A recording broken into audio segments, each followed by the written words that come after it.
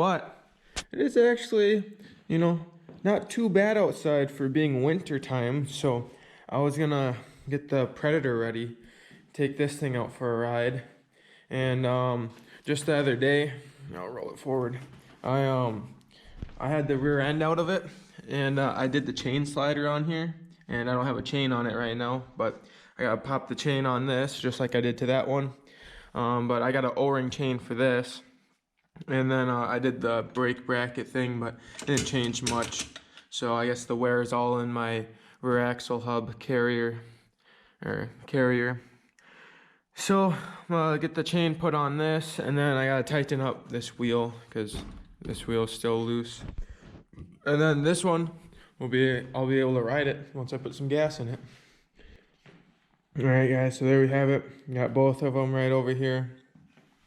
You can see the chain on this one, and there's the chain for the Predator.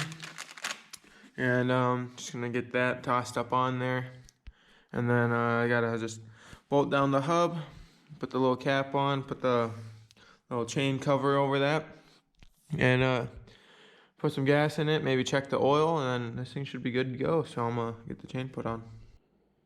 All right, guys, so I got the hubs on the Kawasaki, so that's looking really good, and I got the chain on the Predator. So here's a little comparison of them both. I know that one's got the wheel on, but before I put this wheel on, I just wanted to show you guys how they look. I think it's cool to see both of them right next to each other like this. And yeah, so I gotta get the tire on, get the jack down so then I can twist the rear axle hub carrier and get my chain tightened because it is super loose on here. Like, yeah, like super loose. So I'm gonna do that now. All right, guys, so I had to take the chain back out of the Predator because as you guys saw how much play there was when it was up in there. I tried turning the axle hub even, and this was just like, it just wasn't getting tight. So I counted them, and this one I counted like all the spots on it where the pins are, and this one had 94, and the one that was in there had 92.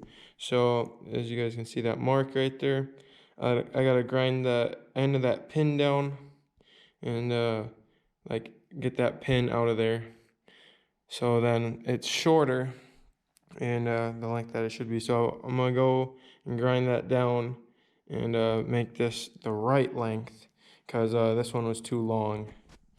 So all right, guys, so I got the pin all ground down like that. Now I'm just gonna use a punch and try and pound it out.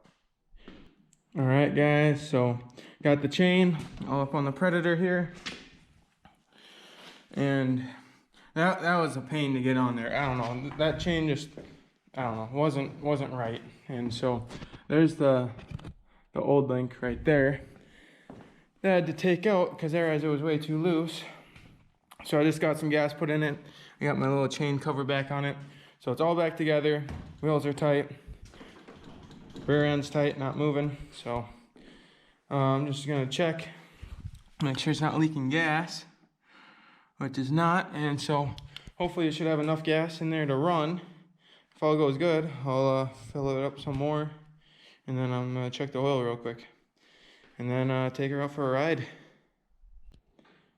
All right, guys, so got it fired up. The carburetor was just pouring out gas out the bottom, and off right by where that screw is, where you can drain it, just pouring fluid out of there. So like, I don't know, because every time it gets low on gas, or like, you know, the carburetor's empty, the float will stick. So I shut it off, then pounded on it with a screwdriver, and then once it stopped leaking, then I started it back up, and now it's not leaking anymore.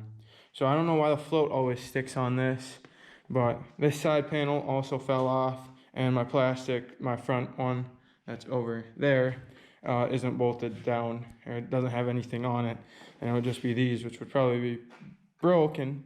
So I gotta just ride it like this, and then I gotta top off the oil a little bit too. So There's the update for the Predator.